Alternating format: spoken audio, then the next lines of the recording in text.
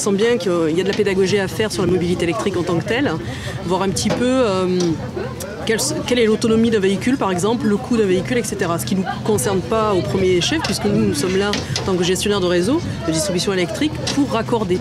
Donc bien entendu, on nous demande un raccordement, on est au rendez-vous et on raccorde quand il le faut, etc.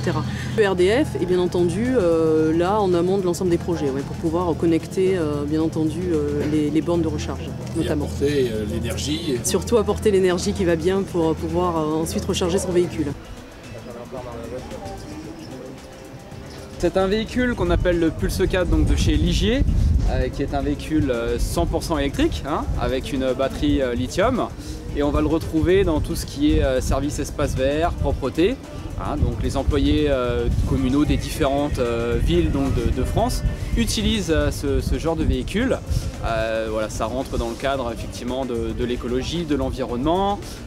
C'est un véhicule qu'on peut recharger entre midi et 2 grâce à cette batterie au lithium. Voilà, donc utilisé le matin et l'après-midi sans aucun problème.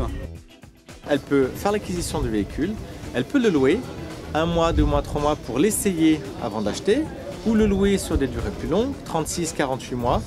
Et bien évidemment derrière, il y a des contrats d'entretien adaptés, réguliers pour la maintenance du véhicule et sa longévité dans le temps. Alors quel est l'avantage de pouvoir le faire basculer? Alors l'avantage de pouvoir le faire basculer est de pouvoir embarquer jusqu'à 70 kg à l'arrière. Sans déséquilibrer. Exactement. Parce que dans les virages, sur un 2 roues classique, on peut facilement trouver. Et ça, ça ne s'incline pas. Et ben non, vous avez les deux roues. Ça reste à plat. Voilà, les 2 roues arrière là, les 2 roues, voilà, supportent la charge.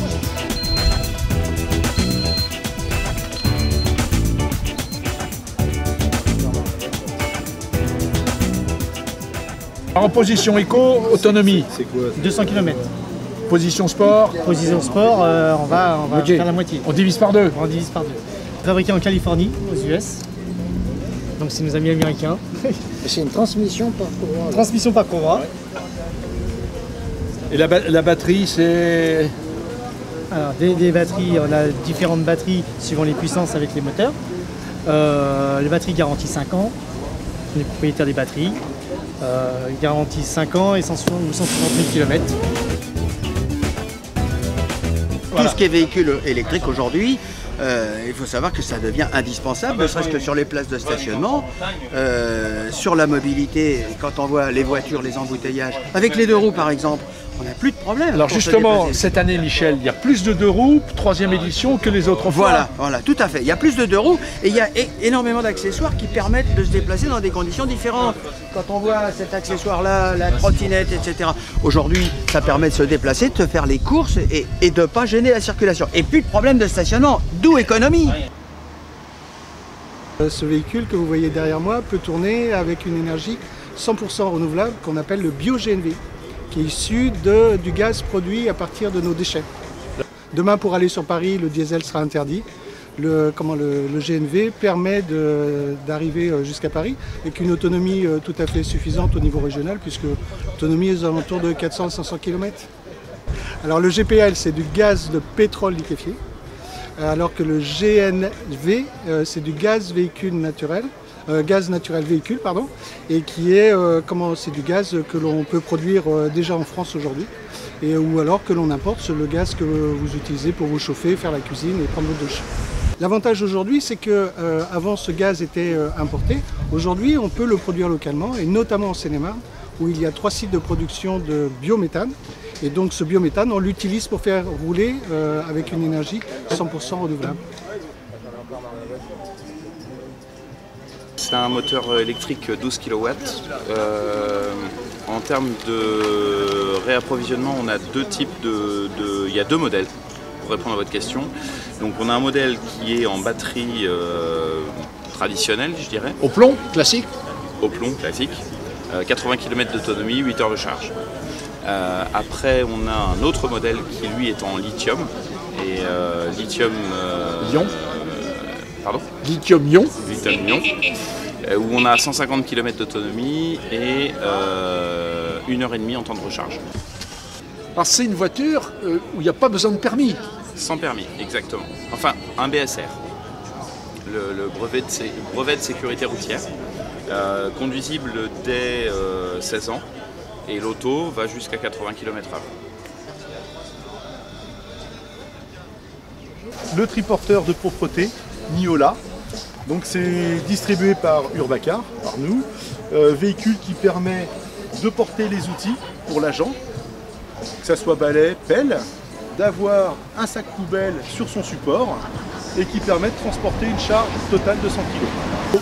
Le Ligier Pulse 4, où là on est sur un véhicule utilitaire donc pour les collectivités qui est modulable puisqu'on peut l'avoir avec un système qui s'appelle Clip System qui permet de moduler les équipements avec sans outil en fait, uniquement par système de goupilles et d'axes. On le déverrouille et on change par exemple, on passe d'un plateau à un fourgon. Voilà. Le véhicule fait 100 km à 100 km d'autonomie, une charge utile de 500 kg et roule à 45 km/h. Les gens qui viennent vous voir sur le salon, vous, Peugeot, qu'est-ce qu'ils vous demandent comme première question sur les possibilités d'achat de voitures électriques? Alors la première question, pour être très honnête avec vous, c'est l'autonomie. Ensuite, ils commencent à parler du prix et on a l'argument du bonus environnemental ainsi que la reprise des anciens diesels. Et aujourd'hui, c'est vraiment encore l'autonomie qui prime sur toutes les demandes. C'est la gestion du changement en fait. Ils ont cette appréhension, ils ne connaissent pas très bien l'électrique.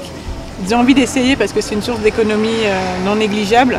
Donc ils ont vraiment envie d'essayer. Donc c'est pour ça qu'on leur propose des essais et après à l'essai, généralement ils sont conquis. Quels sont les arguments que vous utilisez pour quand on vient vous voir? Alors c'est principalement des véhicules qui sont faits pour être économiques et amusants. Donc KTM joue plus sur le fun, sur la légèreté de la moto et sur le non-entretien. C'est-à-dire qu'avec une électrique, vous n'avez aucun entretien, ça vous coûte très peu cher et ça vous permet surtout de pratiquer ce que vous aimez faire en moto dans des zones où vous n'avez pas le droit avec des moteurs thermiques. Ça change complètement la relation à la moto, il n'y a plus les vitesses à passer, il n'y a plus le, le son. Voilà, là par contre oui, effectivement on n'avait plus le son. Donc on est en silence. Les sensations sont les mêmes que sur une moto thermique performante parce que vous avez beaucoup de couple, donc l'accélération est très puissante. Mais effectivement le son n'y est plus. Les parties cycles par contre restent exactement les mêmes. Donc vous êtes sur les mêmes qualités de suspension qu'une KTM thermique. Qu'est-ce qui vous amène à vous intéresser à la voiture électrique? La curiosité et le fait de savoir que qualité, même si je ne suis pas tout jeune, tôt ou tard, on finira tous par avoir des voitures électriques. Hein. Quels atouts vous y voyez, vous? L'économie, l'antipollution, et puis la qualité, le silence. Enfin, non, pour moi, il n'y a pas de défaut. Hein, je vous dis. Le jour où il y aura une grande autonomie, ce sera le bonheur complet. Alors justement sur l'autonomie, qu'est-ce qui vous inquiète? 200 km d'autonomie, ça vous... Moi j'habite dans le Var, je suis venu ici. Ah d'accord. Voilà, donc savoir que je trouverai des bornes électriques pour recharger rapidement pour arriver jusqu'ici. Voilà.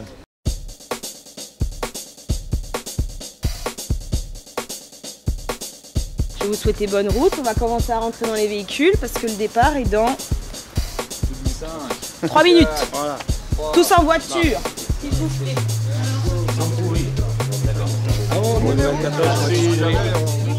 On arrivera vendredi à Nice, enfin Cagnes-sur-Mer. On va rencontrer des syndicats d'énergie, différentes entreprises. Donc c'est vrai que c'est aussi un rallye de promotion du véhicule électrique. Donc on a beaucoup de pauses, différents séminaires, colloques. On va beaucoup discuter autour du véhicule électrique et des infrastructures de charge. Bonne chance! Merci beaucoup.